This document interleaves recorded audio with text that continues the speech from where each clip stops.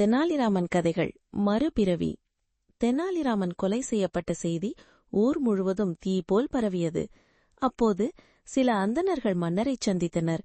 நியாயமாக ஒரு பார்ப்பனரை கொன்றது மிக கொடிய பாவமாகும்.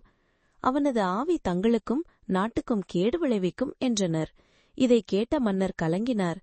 இதற்கு பரிகாரம் என்னவென்று மன்னர் கேட்டார். அதற்கு அந்தணர்கள், அவன் ஆவி சாந்தியடைய அமாவாசை அன்று நள்ளிரவு சுடுகாட்டிற்கு சென்று பூஜை செய்தால் நலம் என்றனர். உடனே மன்னர் ராஜகுருவை அழைத்து அமாவாசை அன்று நள்ளிரவு சுடுகாட்டில் தெனாலிராமன் ஆவிக்கு பூஜை செய்ய உத்தரவு விட்டார். இதை கேட்ட ராஜகுரு நடுநடுங்கினார்.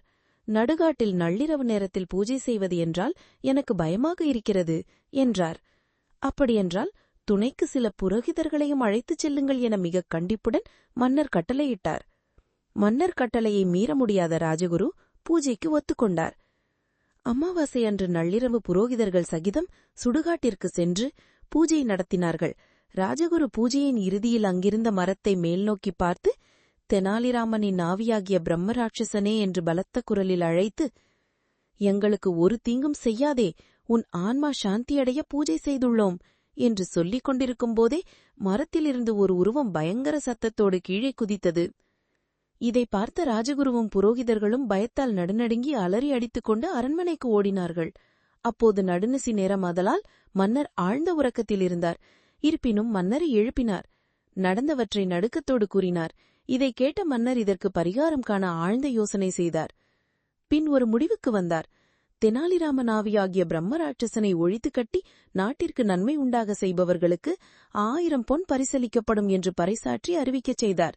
இதை கேட்ட நாட்டு மக்கள் யாரும் பிரம்மராட்சசனை ஒழித்து கட்ட முன்வரவில்லை. சில நாட்களுக்குப் பின் ஒரு துறவி மன்னரை காண வந்தார். மன்னரும் அந்த துறவியிடம் தெனாலிராமனின் ஆவியாகிய பிரம்மராட்சசனை ஒழித்து கட்டும்படி வேண்டினார்.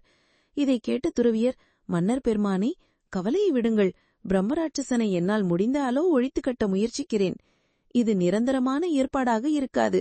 மீண்டும் தெனாலிராமன் உயிர் பெற்று வந்தால்தான் பிரம்மராட்சசனுடைய அட்டகாசம் சுத்தமாக குறையும் என்றார். அப்படியானால் தங்களால் மீண்டும் தெனாலிராமனை உயிர்ப்பிக்க முடியுமா என வினவினார் மன்னர்.